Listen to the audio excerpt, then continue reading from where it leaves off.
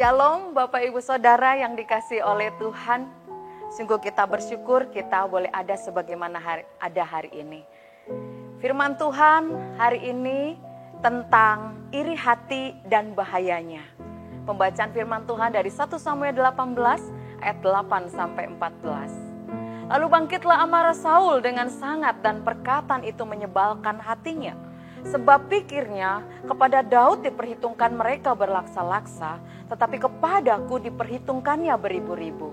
Akhir-akhirnya jabatan raja itu pun jatuh kepadanya. Sejak hari itu maka Saul selalu mendengki Daud. Keesokan harinya roh jahat yang daripada Allah itu berkuasa atas Saul, sehingga ia kerasukan di tengah-tengah rumah. Sedang Daud main kecapi seperti sehari-hari. Adapun Saul ada tombak di tangannya. Saul melemparkan tombak itu karena pikirnya, baiklah aku menancapkan Daud ke dinding. Tetapi Daud mengelakkannya sampai 2 kali. Saul menjadi takut kepada Daud karena Tuhan menyertai Daud. Sedang daripada Saul ia telah undur. Sebab itu Saul menjauhkan Daud dari dekatnya dan mengangkat dia menjadi kepala pasukan 1000. Sehingga ia berada di depan dalam segala gerakan tentara. Daud berhasil di segala perjalanannya sebab Tuhan menyertai dia. Pernahkah Bapak Ibu Saudara memperhatikan seekor ulat yang menggerogoti dedaunan hijau? Tentu saja mulanya ulat itu hanya menggigit sebagian saja. Tapi lama-kelamaan ulat dapat menggerogoti setengah bahkan hampir seluruh daun yang ada sampai habis. Sama seperti ulat yang menggerogoti dedaunan, demikian pula dengan iri hati yang dapat menggerogoti hidup seseorang.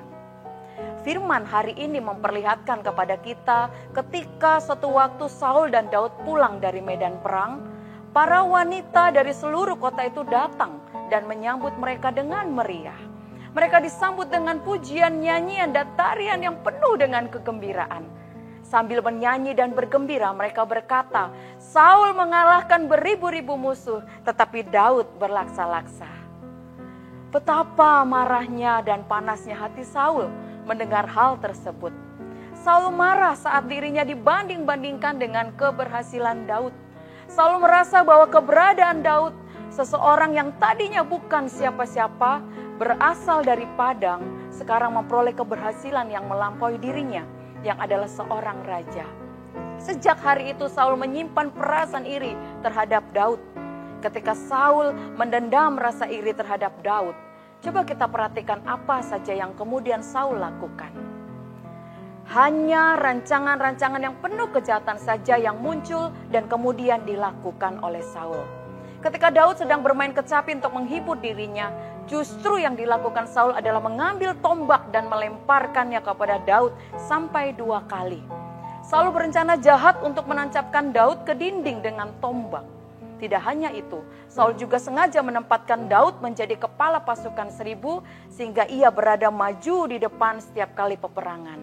Tetapi kita lihat, Daud luput dari setiap peperangan karena Tuhan menyertai dia. Betapa mengerikannya akibat dari dosa iri hati. Dosa ini menjadi pintu masuk bagi dosa-dosa lainnya.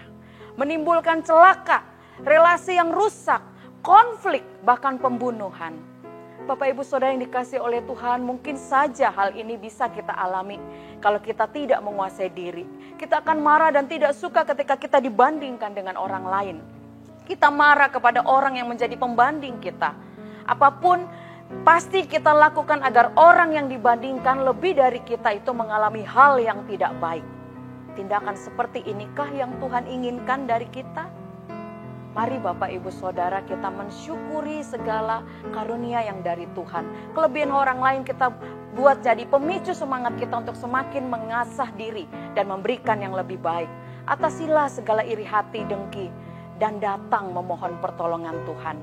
Jangan biarkan iri hati menguasai hati kita.